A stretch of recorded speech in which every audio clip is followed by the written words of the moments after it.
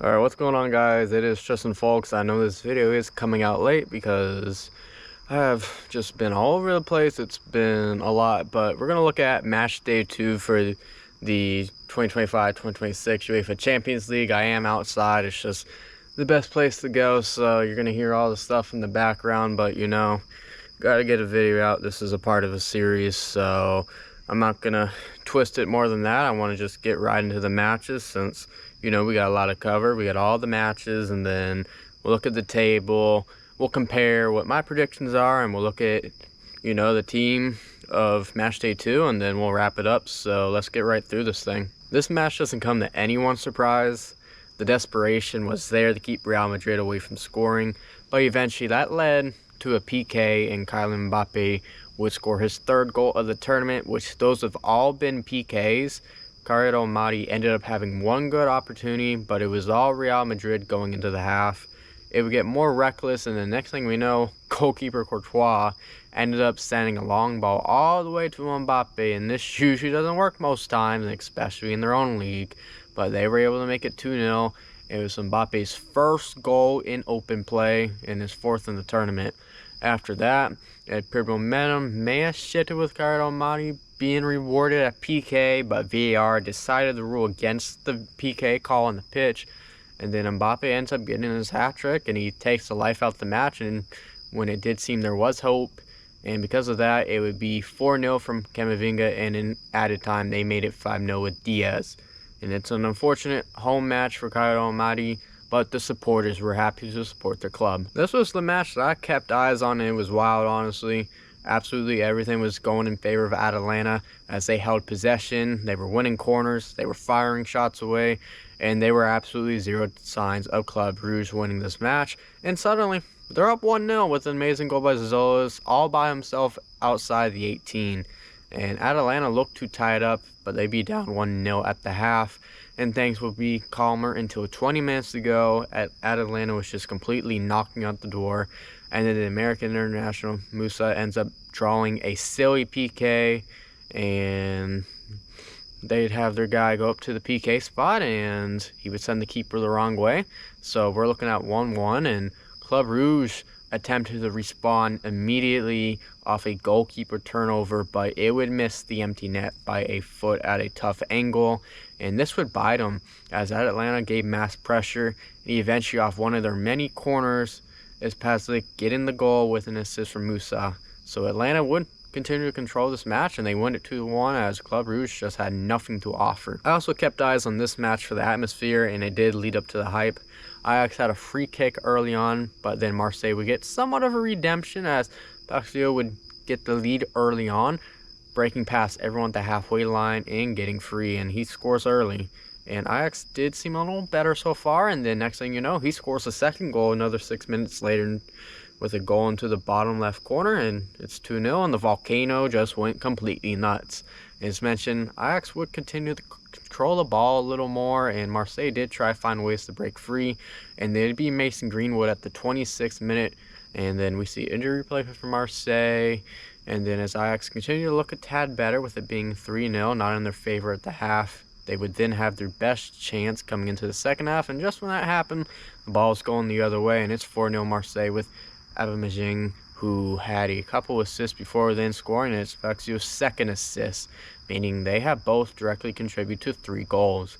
And Ajax, they just kept on pushing for goals, but they just couldn't get them. It felt like Rui was the difference maker for Marseille to keep Ajax off the score sheet, and then Greenwood could have made it 5-0 at the end, but ends up ending 4-0, and it's a great first match back at home in the Champions League for Marseille. Inter Milan came into this match at full speed with Dumfries and Thuram standing out early.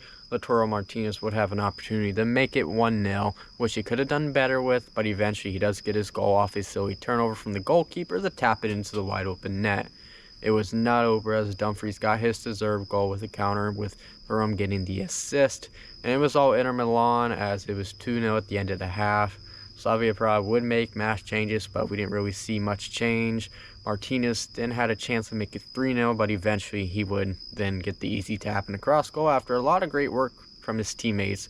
And Inter Milan, they would play more conservative, and DeMarco would be the best player on the pitch then, and then this one would easily just end 3-0. Not a lot to say here. The FIFA Club World Cup champions came into this match on the ground running in the rematch from this summer, where they previously beat them 4-1 as in Benfica back in Charlotte, North Carolina.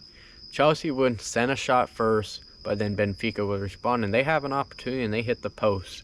Benfica would see Chelsea get a little clumsy, and they get a weak shot at the goalkeeper.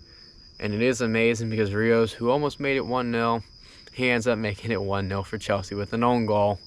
And Benfica continued the look for that goal, and Chelsea had a great chance that turned into really not much at the end of the half, and it was a very quiet second half. But Chelsea eventually found a chance to break down Benfica, but it was just right up the goalkeeper. And Benfica knew they had to get a goal, and they just couldn't do it. We get in the added time, and Chelsea would get a red card, with Pedro getting one, and that one could have been avoided, but nothing came out of it, but not without potentially facing a consequence in Matchday 3. Once again, I'm going to leave it up to Mr. Galatasaray to review this. Take it away.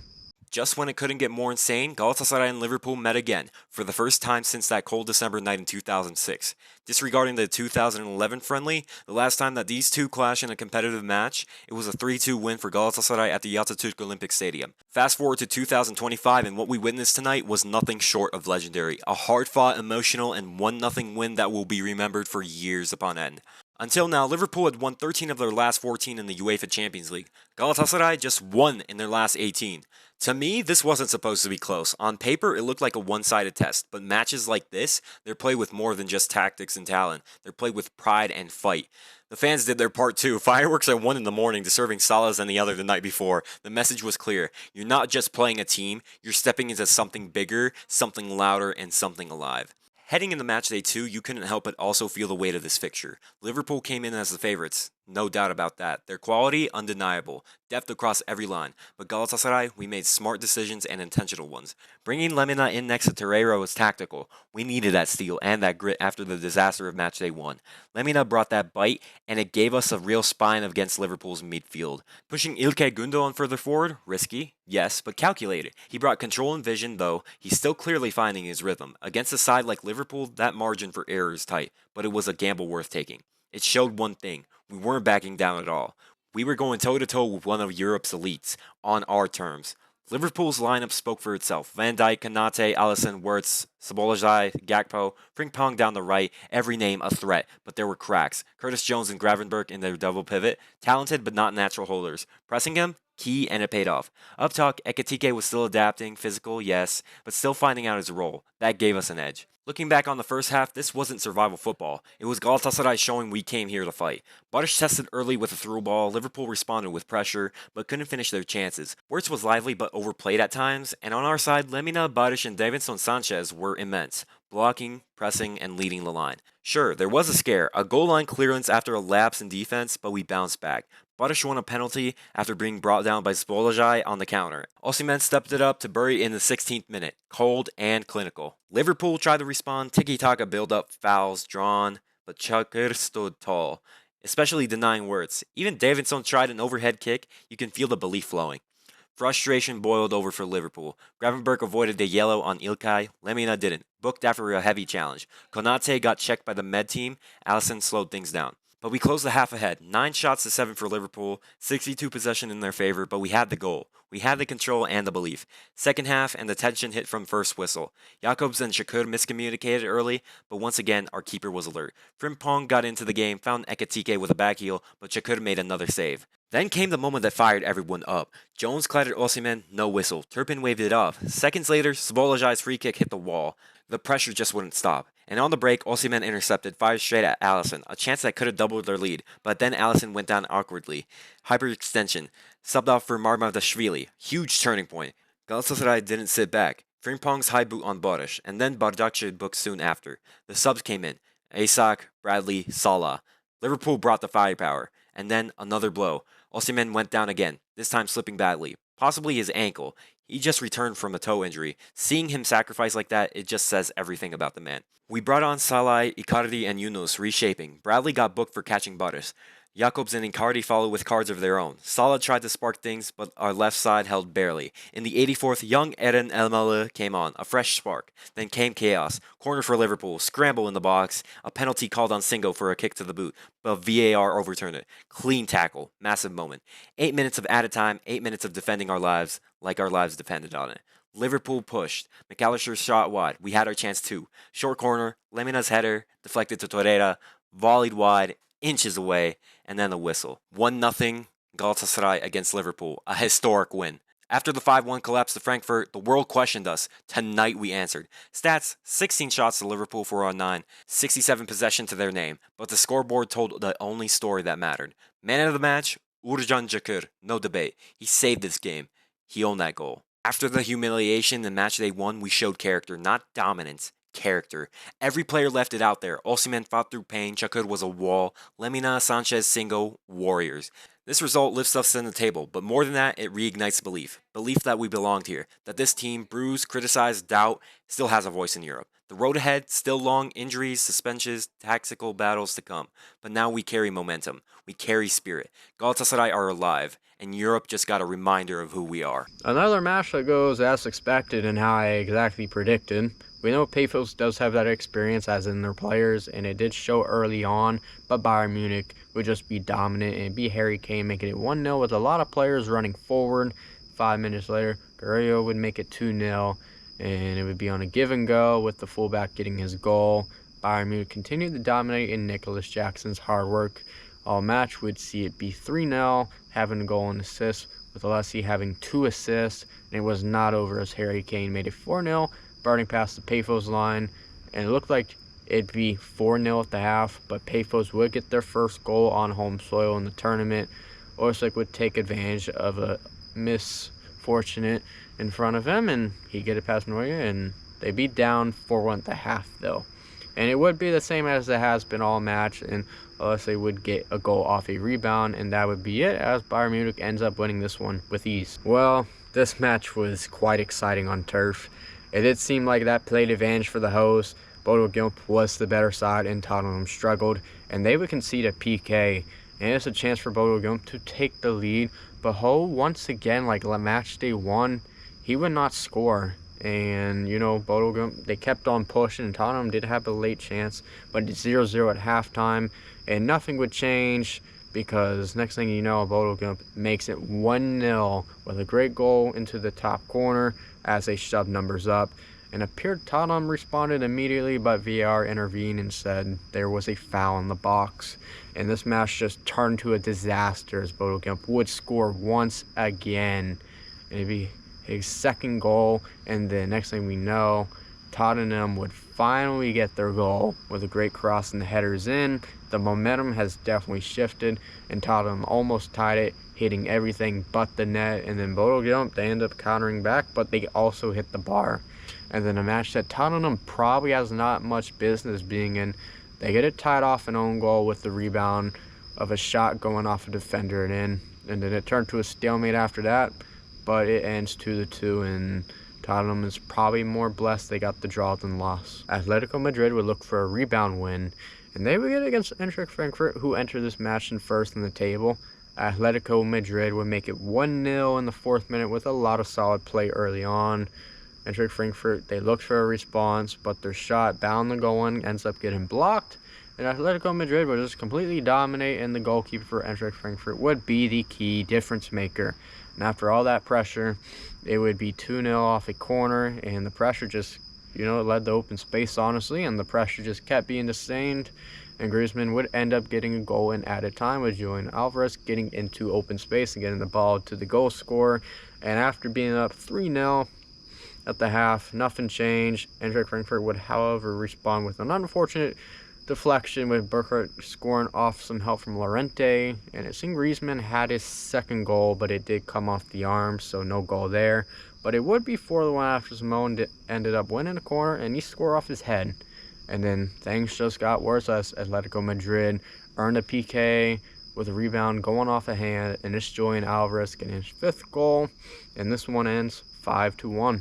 We have a club on the rise, it appears. Qarabag ends up starting strong with Copenhagen looking like, themselves, but Qarabag would show what they had to offer.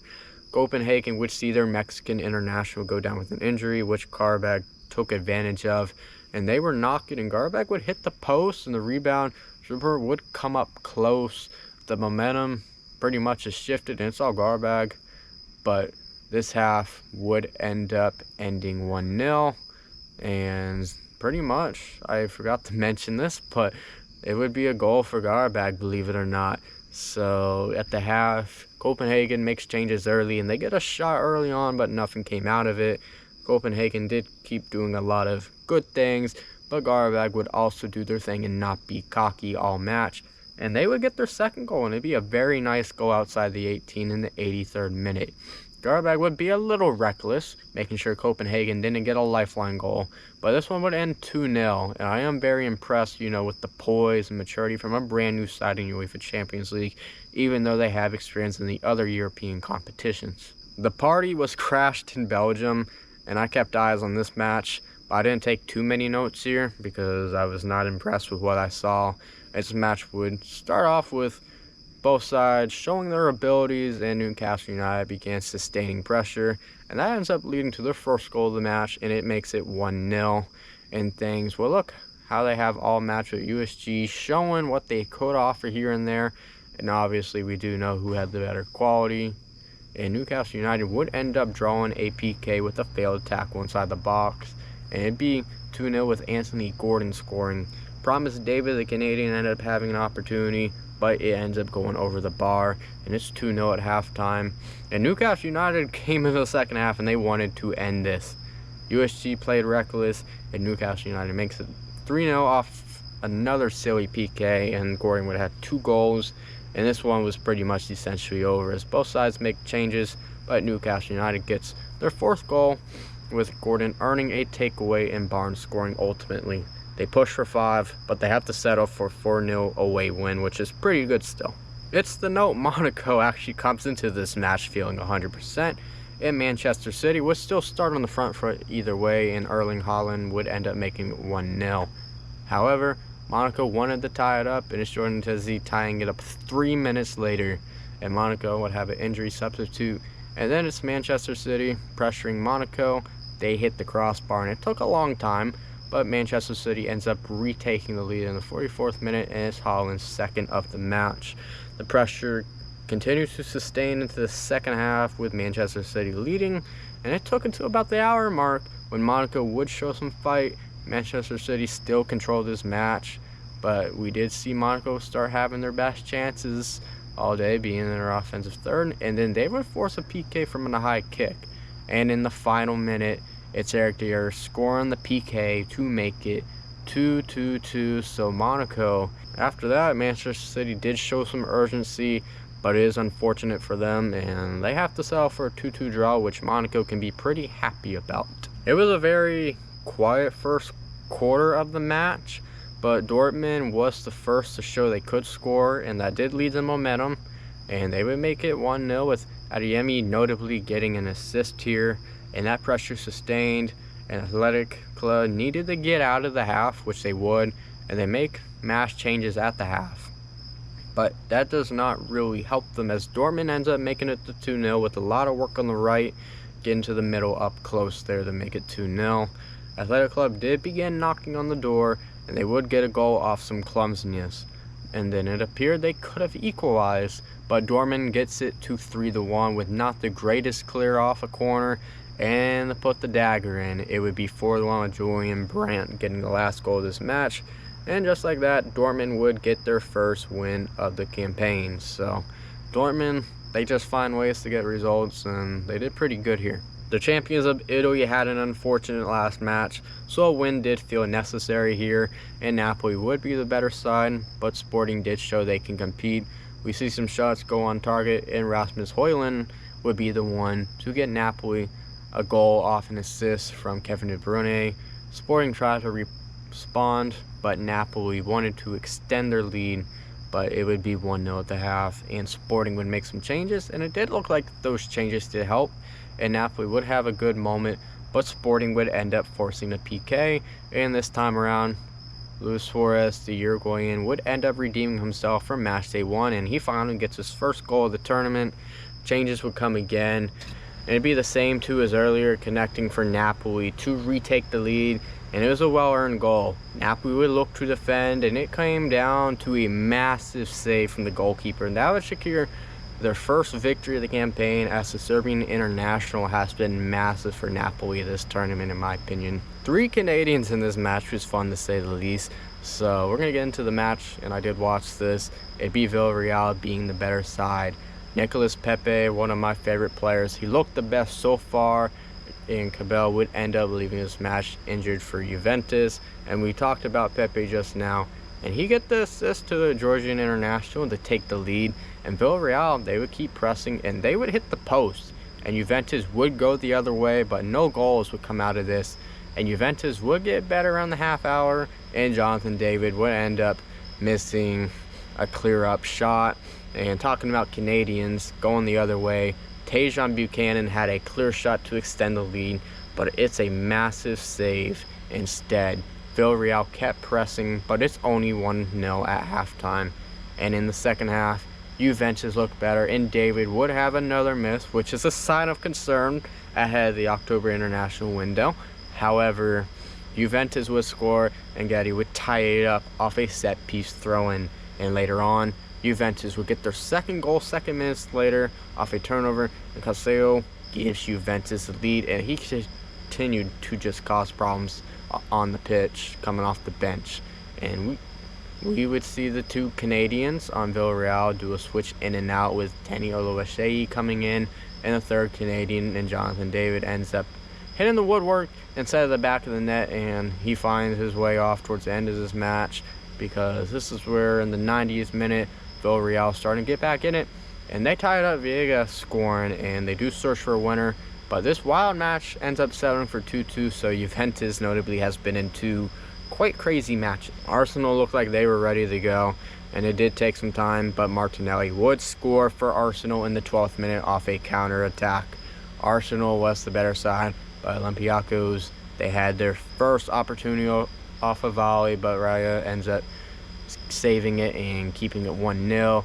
Olympiacos, they would get a little more involved after the half-hour mark, and they did push for that goal. Arsenal would have a great chance off a free kick at the end, but it's over the bar, and the half is 1-0 in favor of Arsenal. Olympiacos, they still wanted to get that tie, but Arsenal continued to show they are the better side. And then it appeared the away side had a goal, but it was offsides. And both sides would keep pushing, and Arsenal almost made it 2-0 from Odegaard, and another save the other way from Raya. VAR then got involved, and Olympiacos could have had a PK for a handball, but nothing warranted it. It didn't go into added time, and unfortunately for the Greek side, Arsenal would get a needed goal from Saka, with Odegaard getting the assist. And it's unfortunate for Olympiacos, as they have failed to score all tournament, and I believe they deserved to score some goals this go around. I'd argue, even though I didn't watch this match, that this would be the best of Matchday 2. Barcelona would possess a little more, and we see both sides just taking their chances and seeing both these sides go the head. It was quite cool to watch these highlights. And then it'd be Barcelona getting the first goal of Ferran Torres, scoring off an error, with Marcus Rashford getting the assist. And we saw some good connections as well before the ball got to Rashford. And PSG was not content about being down, and we just kept seeing quality both ways. Barcelona did show to be a little better at the time, and we see a lot of connection plays that PSG probably wasn't so much ready for. Barcelona kept pushing more than PSG, including a chip shot for almost halfway out, but PSG would tie it up, and it'd be a solid finish, and Mendes notably gets an assist here. And it did appear that PSG could have taken the lead, but Rashford on the other end looked to retake the lead for Barcelona, but the goalkeeper, who used to play for Lille, ends up making the save, and it'd be tied at the half.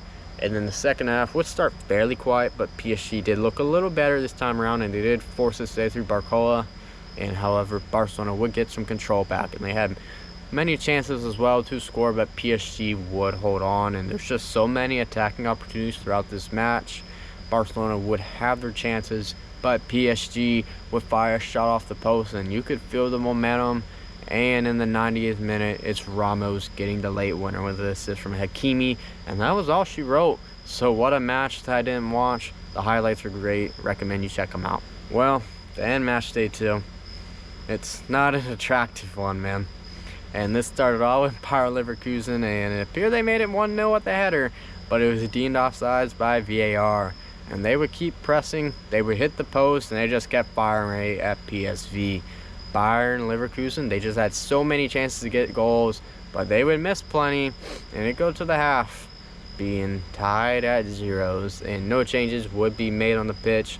But we would finally see PSV have a little life, and they would grow a little into this match, but that would not be enough at all, as Bayern Leverkusen would get their first goal, and PSV just could not get the ball out of their own box in that moment, and it would be up to PSV to score, and they did with Sabari, who got free, and it's suddenly 1-1.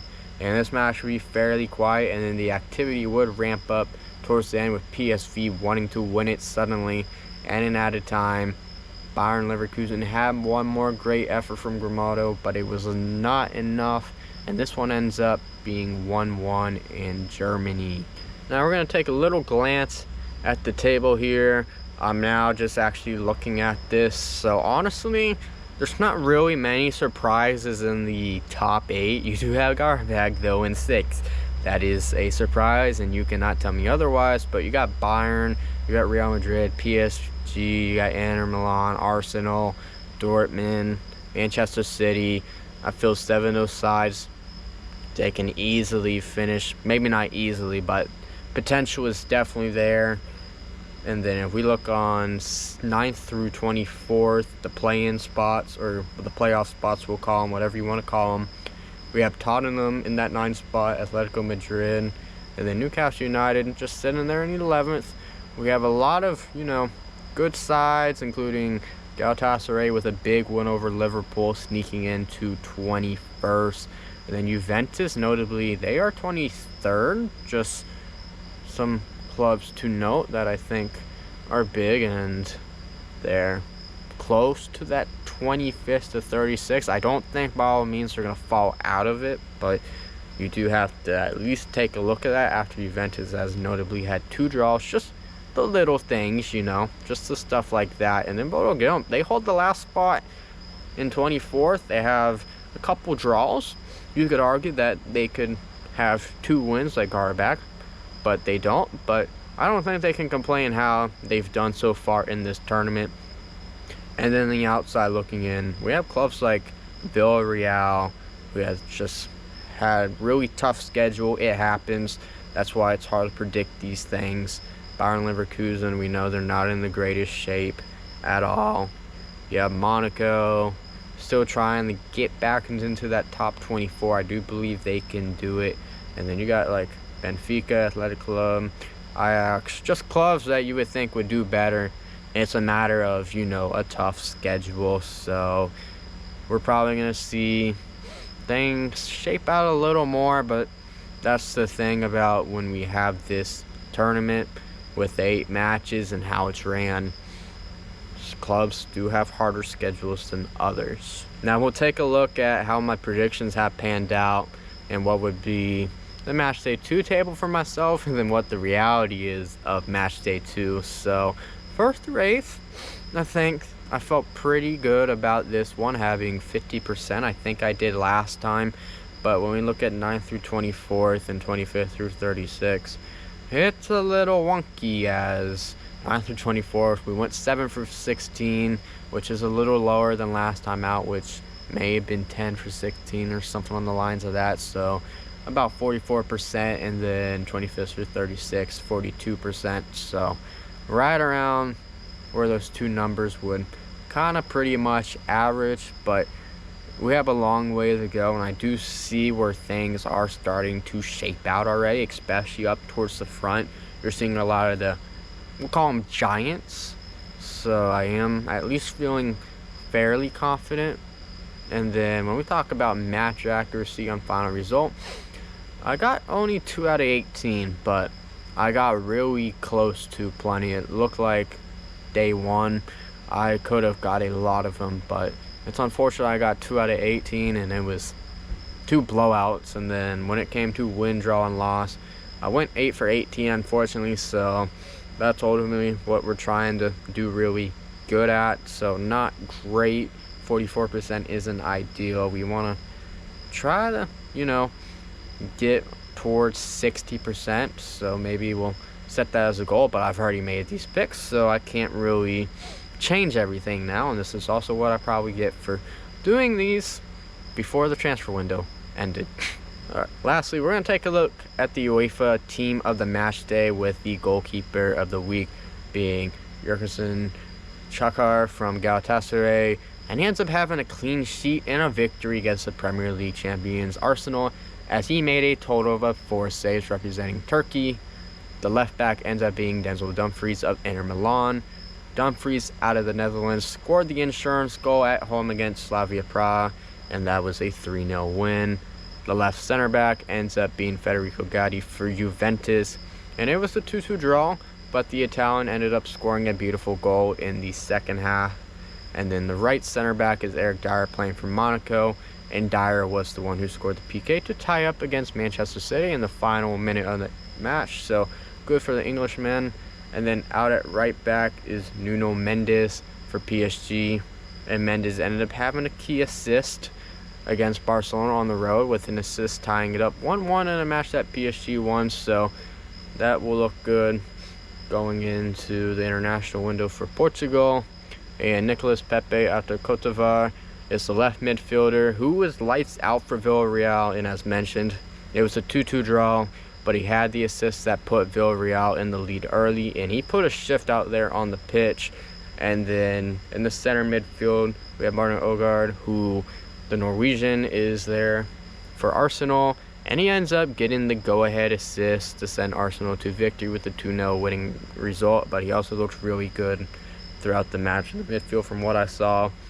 And then the right midfielder is Marcel Sabitzer for Dortmund. He ended up getting an insurance assist and a 4-1 victory. So for the Austrian, it was the assist on the third goal in what could have turned into a tie match, as we mentioned earlier. And then up front, we have Jens Peter Haj on the left, who had a massive game for Bodo Glimt. And it's a 2-goal performance and a draw hosting Tottenham. And you could argue he could have 4 goals in this tournament. So good for, I believe he's also Norwegian, if I'm not mistaken. In the middle, it's Kylian Mbappe, who scored a hat-trick on the road in Kazakhstan. And he has 5 goals throughout the tournament for the freshman. And lastly, on the night is Rasmus Højlund with a great performance for Napoli in their win. The Danish man would score both goals, including the match winner in the 79th minute against Sporting. All right, that will do it. I know this is a little awkward where I'm filming, but we got to get content out, so I can really appreciate y'all supporting this video. We made it work ultimately, so we're going to try to get more people involved here on out. It's just been hectic lately at life. So thanks for watching, and we'll see you soon. Take care.